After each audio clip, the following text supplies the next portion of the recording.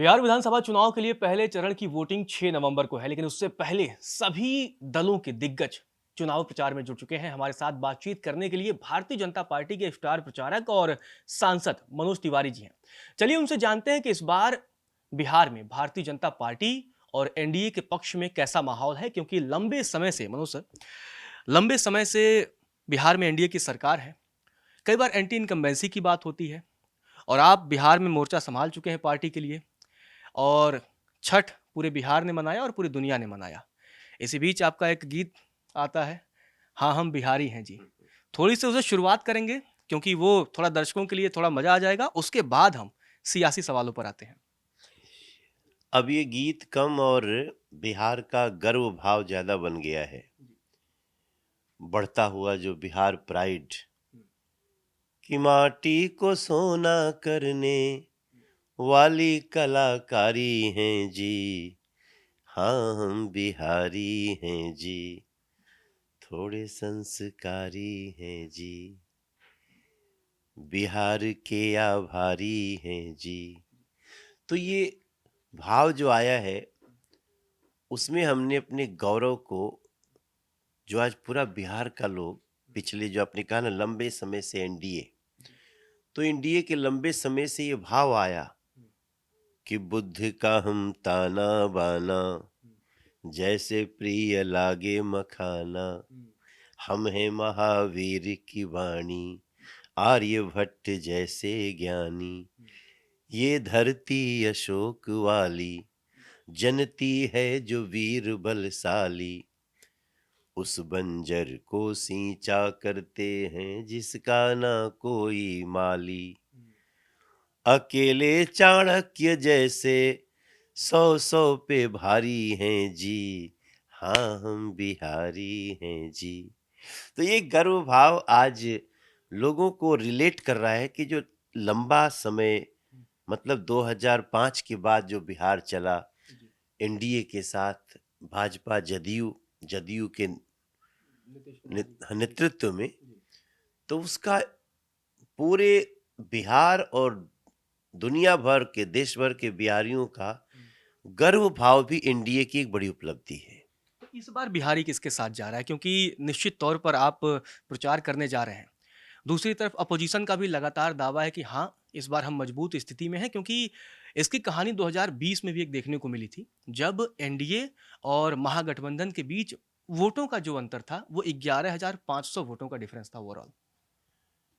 हाँ, ये एक भी गणित है, तो कहाँ कितने मार्जिन से हुआ, लेकिन हम 2020 में क्लियर मेजॉरिटी में थे। अब इस समय एनडीए बहुत आगे है, क्योंकि जो बिहार का आम जनमानस है, जो केवल टिपिकल पॉलिटिकल नहीं है, वो एनडीए के साथ है और ये संख्या बड़ी हो जाती है। मेरा मानना है आज के दिन में 65% लोग अब बिहार के इस रफ्तार से खुश हैं, क्योंकि पहली बार बिहार के लोगों ने नदियों पे बड़े बड़े पुल देखे, हाईवेज देखी। 7,000 किलोमीटर हाईवे एंड रोड पिछले 10 साल में बन के तैयार हुए हैं। पहली बार लोग एयरपोर्ट बढ़ते हुए देख रहे हैं, पहली बार एयरपोर्ट की शोभा देख रहे हैं। वही बिहार आईआईएम देख रहा है, एम्स देख रहा है।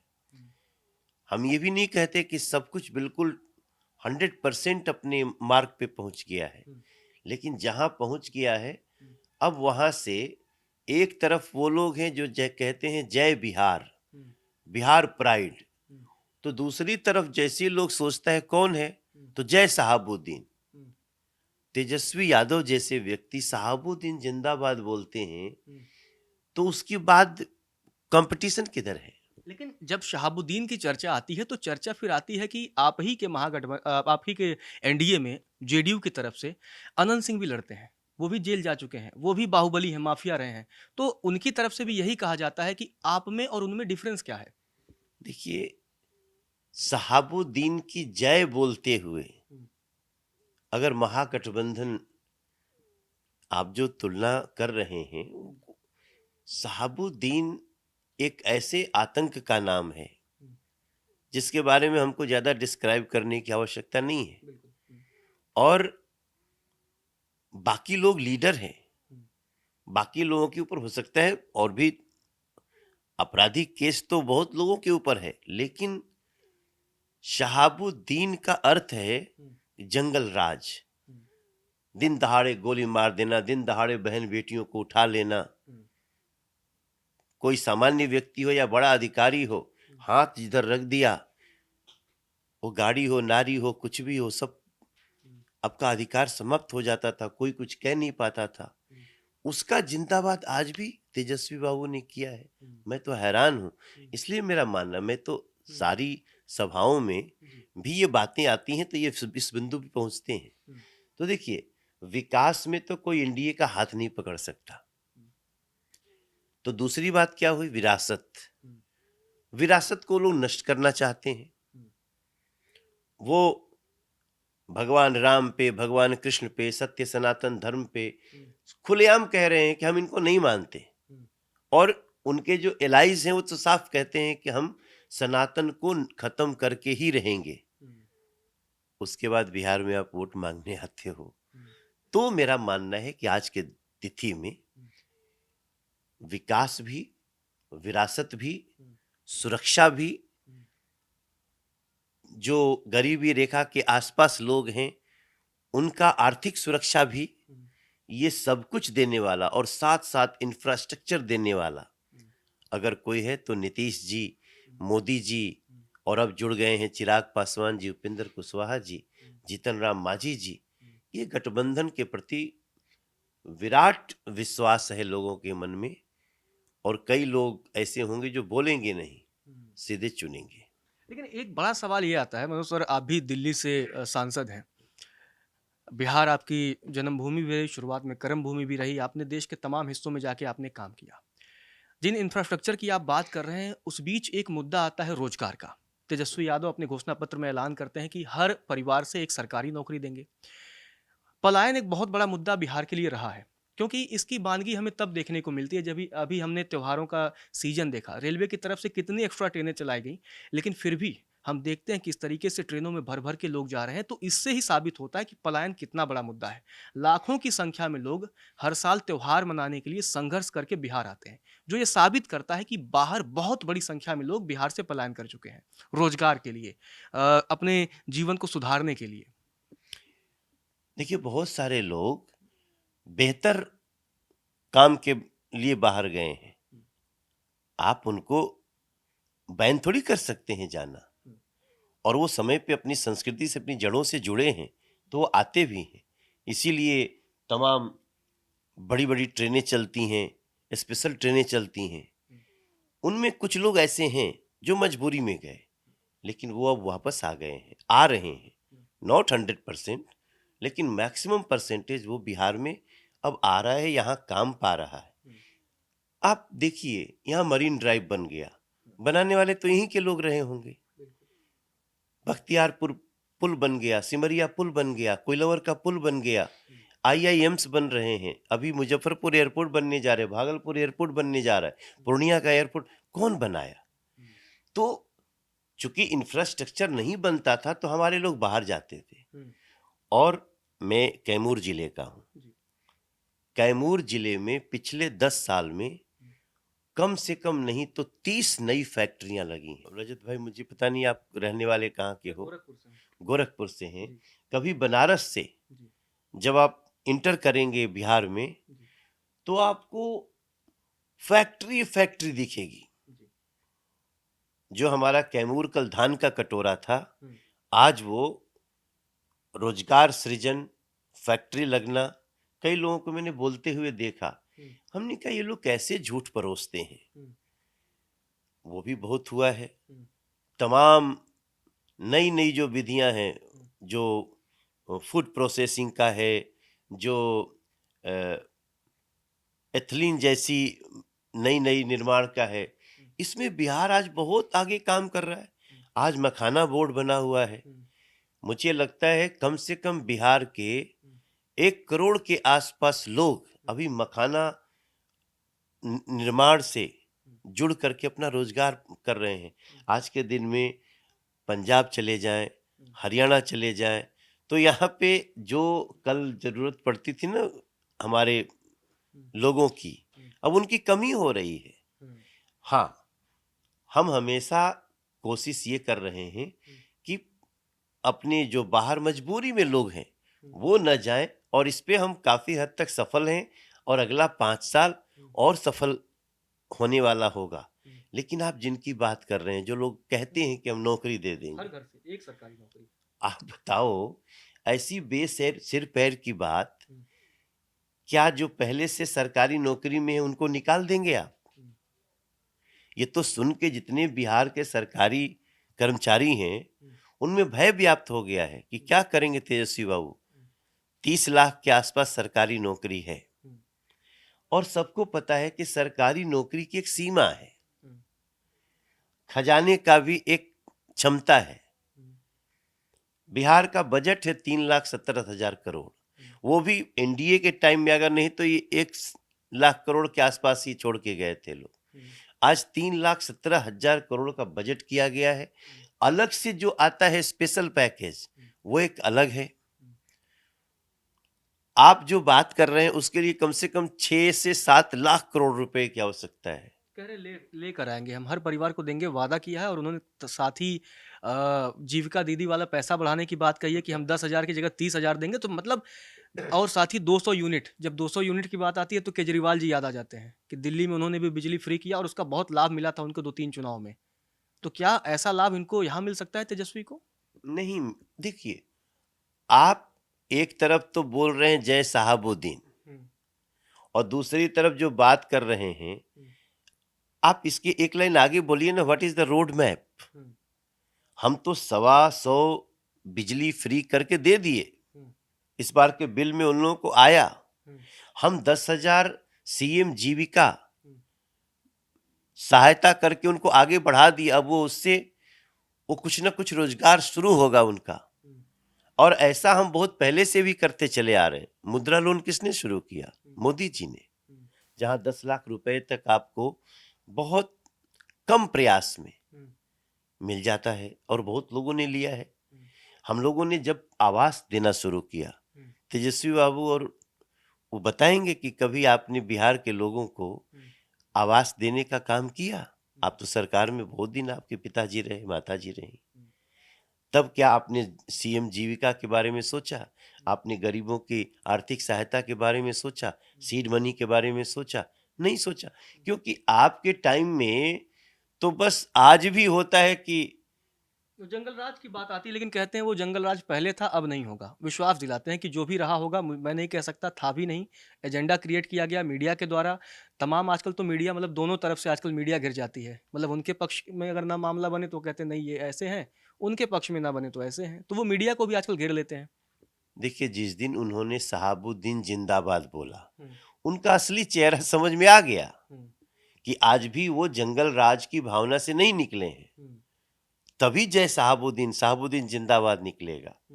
और देखिए, ये लोग कौन लोग, इनका परिचय क्या है? अगर नौकरी कुछ लोगों को दिए तो जमीन में लिखवा लिए, ये तो आरोप तय हो गया, कोर्ट ने केस चलाने की मंजूरी दे दी। तो आपका आप जो बोल रहे हैं और जो कर रहे हैं, उन दोनों में बहुत अंतर है। आप तो ये भी बोले थे कि हम साल भर में 10 लाख लोगों को नौकरी देंगे। आप डिप्टी सीएम बने, सुपर डिप्टी सीएम थे। उस समय तो आपके पिताजी जो चाहते थे डांट देते थे, आप स्वयं कुर्सी पे बैठे थे तेजस्वी बाबू। आपने कितने लोगों को नौकरी दे दिया? 500 भी स्वयं का जनरेट नौकरी नहीं है। जो पहले से चल रहा था, जैसे मान लो कोई पीसीएस कर रहा है, कोई एसएसबी की परीक्षा दे रहा है, कोई दरोगा की परीक्षा दे रहा है, कोई शिक्षक की परीक्षा, वो तो रेगुलर सतत प्रक्रिया अब एनडीए ने शुरू की है। तो वो आप जा करके थमा दो उसको नहीं। व्हाट यू हैव जनरेटेड, तो नया जो आप जनरेट करेंगे उसको बिहार के लोग सोचना चाहते। वो तो 500 भी आपने नहीं किया, 2 साल का टाइम था आपके पास। तो ऐसी स्थिति में अब आप सोचिए कि जो भी कहता हम सरकारी नौकरी देंगे, देखो हम बड़ी स्पष्टता से बोलना चाहते हैं कि सरकारी नौकरी की एक सीमा है, राज्य का एक बजट है। आप ऐसा बेसिर पैर की बातें करना आपको और हल्का करता है। हाँ, रोजगार देने का काम 75 लाख महिलाओं को सीएम स्वरोजगार से एनडीए ने उनको शक्ति दिया है। जो बहनों को 10-10 हजार रुपए सीएम जीविका, उसको आगे और उसकी खेप बढ़ने वाली है। ये लोग तो झूठ मूठ का चला भी देते हैं। हम 30,000 अरे भाई, आप दिए क्या? ऐसा तो है नहीं कि आप कभी सत्ता में नहीं रहे। आप जब थे तो आप तो जीव हत्या करते थे, मनुष्य हत्या करते थे। अब जो सरकार एनडीए है वो सीएम जीविका करती है। तो सीएम जीविका और जीव हत्या में बड़ा अंतर है। जंगल राज और मंगल राज में बड़ा अंतर है। बिहार का भला करने वाले और बिहार को लूटने वाले, ये जो दो बात कही है तो सबको पता चलेगा। बिहार का भला करने वाले मतलब एनडीए। लेकिन जब तेजस्वी की आप बात कर रहे हैं, उसी तेजस्वी के साथ जिस इंडस्ट्री के आप सुपरस्टार रहे, छोटा भाई आप कह सकते हैं, उन्हीं के साथ चुनावी मैदान में हैं। और उनके और आपके एक और छोटा भाई या बड़ा भाई रवि किशन जी, आप ही के पार्टी से सांसद हैं, यहाँ पर स्टार प्रचारक की भूमिका भी निभा रहे हैं। दोनों के बीच खूब जुबानी जंग चल रही है, सनातन की बात हो रही है। रवि किशन ने उनको अधर्मी बताया, उसके बाद से खेसारी लाल की तरफ से पलटवार किया जाता है और कहा जाता है हम रोजगार की बात कर रहे हैं और वो लोग राम की बात कर रहे हैं, सनातन की बात कर रहे हैं। मैंने क्या कहा, देखो ये तो अपनी अपनी एक आइडियोलॉजी है कि आप राजनीति में आना चाहते हैं, आ गए, बहुत अच्छी बात है। तो जब आप राजनीति में कूदेंगे ना तो आपको आटे दाल का भाव पता चलेगा। बहुत कठिन काम है रजत भाई। राजनीति में मैं तीसरा टर्म है मेरा सांसद के रूप में, और बड़े बड़े अगड़धत्त हमारे सामने लड़े, लेकिन व्यक्ति किस विचारधारा के साथ खड़ा है। मैं खेसारी मेरा छोटा भाई था, छोटा भाई है और रहेगा। व्यक्तिगत रूप से हमारा, मैं तो बल्कि दोनों को बोलूंगा कि जुबानी जंग ऐसी नहीं होनी चाहिए। राजनीति में लोग राजनीतिक अपोनेंट होते हैं, विरोधी होते हैं, व्यक्तिगत नहीं। क्या ये भी तो देखना चाहिए। तो अब वो लोग जो बोल रहे हैं जनता उसका ख्याल रखेगी। मैं रवि को ही बोलूंगा कि छोड़ दो, कौन क्या बोलते हैं, कैसे बोलते हैं, आपको नहीं बोलने की आवश्यकता है। आप, भारतीय जनता पार्टी का संस्कार है आपका। रही बात खेसारी की, तो मेरा मानना है कि आप सारी बात, और खेसारी बाबू ने गलती कर दी। उन्होंने जो राम मंदिर पे जो चोट पहुंचा दी, उससे लोगों को बड़ा आघात लगा। उनको ये बात नहीं कहनी चाहिए थी। उस राम मंदिर के लिए कितने लोग शहीद हुए, जिसको हमारे भगवान राम के जन्म स्थान को बाबर ने तोड़ा। न जाने कितने लोग उस पे न्यौछावर हो गए, और वो सभी कम्युनिटी हिंदू लोग थे। उसमें ऐसा नहीं कि कोई एक ही कास्ट है, हर कास्ट होगी, ब्राह्मण भी होगी, यादव भी होगी, पासवान भी होगी, दलित समाज से लेकर के और हर समाज के लोग, चाहे क्षत्रिय हो चाहे जो भी कास्ट आती है, कास्ट नहीं देखे, अपने राम के लिए हर कास्ट के लोग अपनी जान तक दिए हैं। और जिन लोगों ने गोलियां चलाई, अब ये तो इतिहास है कि आज सपा भी आपके साथ खड़ी है, तो आप उनके साथ खड़े हो तो कम से कम चुप रह जाना चाहिए था। क्या जातिगत एंगल है? क्योंकि खेसारी भी यादव है, तो क्या उन्होंने प्रेफर किया कि हाँ हम एक ऐसी पार्टी से जुड़े जहां पर नेतृत्व यादव कर रहा है? तो क्या ऐसी कोई मानसिकता होती है पार्टी ज्वाइन करने से पहले? क्योंकि जब आप कलाकार होते हो तो आप जाति धर्म के रिश्तों से आप ऊपर होते हैं, हर जाति हर धर्म के लोगों को कलाकारों का समर्थन मिलता है। लेकिन क्या जब राजनीति में आप जाते हैं तो क्या इस मानसिकता के साथ आप जाते हैं? देखिए, मैं इस पे कुछ नहीं बोलना चाहता हूं। अपनी अपनी पसंद है, जो उनको पसंद आया खेसारी बाबू ने किया। बात यह है कि आज खेसारी किसके साथ खड़े हैं? जो कह रहे हैं सहाबुद्दीन जिंदाबाद। अब मुझे तो बहुत सुन के ही बड़ा विचित्र लगता है। इस क्षेत्र का तेजाब डाल करके लोगों को जला देना, वो सारी बातें हमको बोलने की जरूरत नहीं है, लेकिन खेसारी को शुभकामना, वो जीत के लड़ रहे हैं, जो जीतना तो मुश्किल है। छोटे भाई के तौर पे आप जीत की शुभकामना उनको दे दी कि मेरा छोटा भाई हो, चलो जीतो किसी भी दल से हो। नहीं नहीं, वो तो वहां से एनडीए जीतेगी, जी। वहां से भाजपा और एनडीए के हमारे कैंडिडेट जीतेंगे, लेकिन व्यक्तिगत रूप से कोई थोड़ी हमारा संबंध है, हम कोई ऐसी बात बोल ही नहीं सकते। कभी मिलेंगे तो आप समझाएंगे कि राम पे टिप्पणी नहीं करनी चाहिए थी नहीं, व्यक्तिगत तौर पे। वो तो मैंने अभी कह दिया, और भगवान राम के मंदिर पे टिप्पणी करके उन्होंने अपने फैंस को भी नाराज कर लिया। हमको समाज की भावनाओं का ध्यान रखना चाहिए, हमें तो बहुत सोच समझ के बोलना चाहिए। आदमी जो कहता है, आदमी जो सुनता है, जिंदगी भर वो सदाएं पीछा करती हैं। मैं, उन्होंने बहुत सारी बातें बोली, तो मैं उस पे बिल्कुल कमेंट नहीं करना चाहता हूं। उस नाते एक हमारे सिनेमा जगत के भाई के नाते उनका सम्मान है।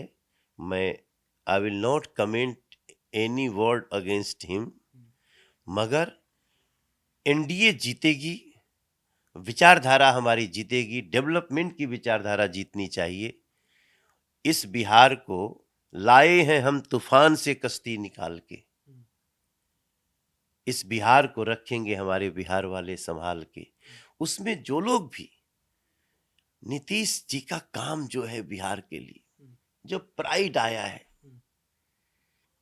उसकी तुलना में ये महागठबंधन के लोग, इनको देखते ही बिहार के लोग दरवाजा बंद कर लेंगे। एक जो उनका बयान आया क्या खेसारी का, आपको व्यक्तिगत तौर पर दुख हुआ? सनातन पर, राम पर? नहीं, देखो, तकलीफ तो हुई, व्यक्तिगत तौर हाँ तकलीफ हुई, क्योंकि राजनीति में हम भी आए हैं। हम कभी किसी व्यक्ति के लिए इस तरह की बात नहीं कहे और न कहेंगे। अब पता नहीं उसको क्या, कौन कोई सिखाया पढ़ाया, क्या हुआ, मगर जो बातें उन्होंने किया राम मंदिर को लेके, वो बहुत ही दुख देने वाला था। राहुल गांधी की थोड़ी चर्चा कर लेते हैं। राहुल गांधी लगभग 2 महीने बिहार से गायब रहे। अगस्त में उन्होंने अपनी यात्रा निकाली, तेजस्वी के साथ दावा किया कि हम लोग सरकार बनाने जा रहे हैं। चुनाव आयोग पर निशाना साधा, भारतीय जनता पार्टी पर निशाना साधा कि वोट चोरी हो रही है और वोट चोरी करके जीत रहे हैं। लेकिन लगभग सितंबर और लगभग पूरा अक्टूबर गायब रहने के बाद वो फिर बिहार पहुंचे और फिर से कह दिया कि हम सरकार बनाएंगे, और बीजेपी की तमाम नीतियों की उन्होंने आलोचना की। ये 2 महीने कहाँ, मतलब चुनाव के वक्त 2 महीने क्यों गायब रहे? क्या आप लोगों को इंटरनली कोई जानकारी है? क्योंकि भाई चुनाव के समय अक्सर क्योंकि हमने इस बीच अमित शाह जी की तमाम रैलियां देखी, प्रधानमंत्री खुद कई रैलियां कर चुके, बीजेपी के तमाम लोग रैलियां कर रहे हैं, जबकि यहाँ गठबंधन की सरकार है। बीजेपी अकेले 243 पर नहीं भी लड़ रही है, लेकिन पूरी तरीके से बीजेपी ने मोर्चा संभाला। तो राहुल गांधी, जो कि आप कह सकते हैं क्योंकि नेता प्रतिपक्ष हैं और विपक्ष के सबसे बड़े नेताओं में से एक हैं, उनका गायब रहना कैसा देखती है भारतीय जनता पार्टी? देखिए, राहुल गांधी कुछ दिन पहले एक बहुत महत्वपूर्ण बात कहे थे, निकल गई थी उनसे, कि पूरा देश वो पेट्रोल या केरोसिन तेल, कुछ शब्द बोले थे, बिछ चुका है और सब कुछ बस खाली एक माचिस की तीली मारने की जरूरत है या लगाने की जरूरत है देश में, ऐसी बात कहे थे अराउंड। अब जो व्यक्ति देश को जलाना चाहता है, उससे हम क्या अपेक्षा कर सकते हैं रजत जी? मैं दैनिक जागरण के फोरम से ये बात कह रहा हूं।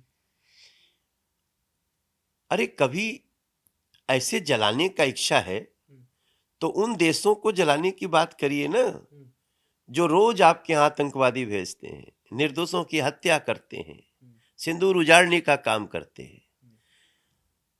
उनके तो प्रवक्ता बन जाते हैं राहुल गांधी, और वो जितनी कोशिश कर रहे हैं, उनका मनसा जहां का तहें धरा रह जाता है। जनता इतनी समझदार है कि वो इसमें आती नहीं। कभी वो जेनजी को भड़काने में लगे रहते हैं, कभी वो देश के लोगों को झूठ परोसने में लगे रहते हैं। आप सोचिए एसआईआर से बड़ा झूठ क्या हो सकता है, वोट चोरी से बड़ा झूठ क्या हो सकता है। ये लोग क्या कर रहे हैं, ये वही बस माचिस मारने की कोशिश कर रहे हैं, लेकिन जनता माचिसे पे पानी गिरा दिले बिया मारा था लोग जरते नहीं खे। तो ये जब जाते हैं ना फ्रस्ट्रेशन में भागते हैं ये लोग। ये जितने दिन आपको नहीं दिखते हैं ना, जैसे होता है ना कि आदमी दीवार में सिर मारी कि दीवार तोड़ देंगे, तो कपड़े दुखाए लागल तो जाके इलाज कराते हैं सब। राहुल गांधी को मैं भारत का दुश्मन मानता हूं। वो व्यक्ति अपने व्यवहार से, अपने वाणी से और अपने करनी से, तीनों से वो भारत के प्रचंड विरोध की सारी कोशिशें रखते हैं। फिर जाते हैं इलाज करा के आते हैं, फिर लग जाते हैं। इसलिए मैं उनको बता दूं, ये बिहार है। जब दुनिया में कहीं भी लोकतंत्र नहीं था, वोट नहीं होता था, तब बिहार के लिच्छवी गणराज्य में वोट होता था 600 ईस्वी पूर्व। उस बिहार को आपने जो जलाने की कोशिश की, एसआईआर और वोट चोरी, लोग आराम से पूछते हैं भैया वोट चोरी है तो हिमाचल में कैसे कांग्रेस है, कर्नाटक में कैसे कांग्रेस है, टीएमसी कैसे है बंगाल में। मतलब तुम जीत गए तो ठीक, और एनडीए जीत गया, भाजपा जीत गई तो वोट चोरी। तब पब्लिक जो है इन लोगों को ठीक से हिसाब करेगी। इसका जब जवाब आता है, आपने शायद सुना होगा, कहते हैं कि नहीं वो 2-4 जगह इसलिए जिता देते हैं जिससे लोगों का भरोसा रहे कि मतलब घोटाला नहीं हो रहा है। जैसे क्रिकेट में अक्सर नहीं कहते हैं कि 2 बॉल उसने डिफेंस कर दिया तो लगता है बाद में छक्का मारता नहीं, डिफेंस भी कर ले रहा है। तो उनका कहना ये होता है। यही कोशिश है ना कि ये बेसिकली ये इंटेलेक्चुअल टेररिज्म कर रहे हैं। मेरा जितना स्टडी है, Rahul Gandhi is a intellectual terrorist. वो वैचारिक आतंकवाद के थ्रू देश के लोगों को भड़काने में लगे रहते हैं। क्यों करते हैं ऐसा? इसी देश से वो सांसद हैं, इसी देश के उनके परिवार के तमाम लोग प्रधानमंत्री रहे, क्यों ऐसा करते हैं फिर वो? नहीं, उनका तो अमेठी, सुल्तानपुर और ये रायबरेली, जब यहां से इन लोगों को लोगों ने धक्का मार के निकाल दिया, फ्रस्ट्रेशन आप समझ रहे हैं किस लेवल का है। तो इसलिए अब क्या करते हैं ना कि हम लोग के एक कहावत है, खेलब न खेले देव खेलिए बिगाड़ब। तो उसमें खेल बिगाड़ने में लग रहे हैं। आज भारत दुनिया के प्लेटफॉर्म पे सबसे ऊंचा खड़ा हो रहा है। आज अमेरिका को लगता है कि भारत की बढ़ती साख से खतरा है। बड़े बड़े देश, हम इकोनॉमिकली चौथे स्थान पे पहुंच गए हैं, अभी हम 3rd लार्जेस्ट इकोनॉमी होंगे। उस आदमी ने आज तक कोई बात नहीं करी। अभी बिहार का चुनाव है, वो आदमी कितना एरोगेंट है, राहुल गांधी जी छठ का अपमान कर देते हैं। छठ माता का अपमान जो करता है, जो सनातन का अपमान करता है, देवी देवताओं के फोटो को ऐसा लगता है कि उस पे वो मुड़ी खाएंगे। ऐसे व्यक्ति को मैं मानता हूं कि वो इतना फ्रस्ट्रेटेड हो चुके हैं कि जनता ने हमको स्वीकार नहीं किया, तो अब हम इस देश की व्यवस्था को स्वीकार नहीं करेंगे।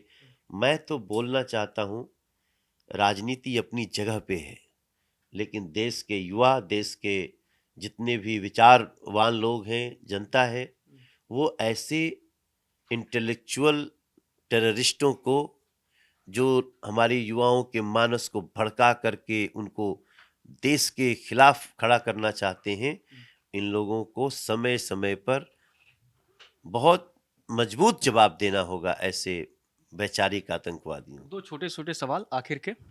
छठ का आपने जिक्र किया, राहुल गांधी पर इसी बहाने आपने निशाना साधा।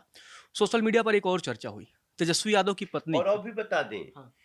कि जो राहुल गांधी का सपोर्ट ले रहा है, मैं आज बहुत सोच समझ के ये बात बोला हूं, और पहली बार मेरे दिमाग से ये बातें निकली हैं।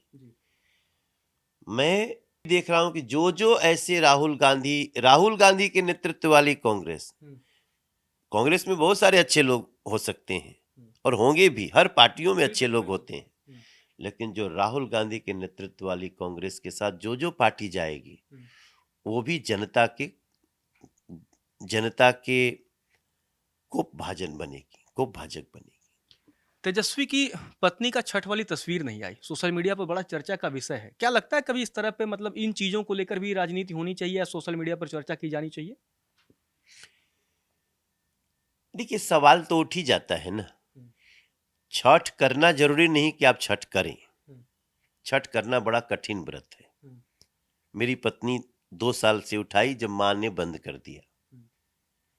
लेकिन अगर आपका कहीं घाट पे देते हुए अर्घ भी या किसी को कराते हुए भी नहीं दिखेगा तो सवाल तो उठेगा। दरअसल इसलिए उठा ये सवाल, आज से तकरीबन शायद 2017-18 की बात है, उन्होंने सुशील मोदी पर निशाना साधते हुए एक सोशल मीडिया पे पोस्ट लिखा था।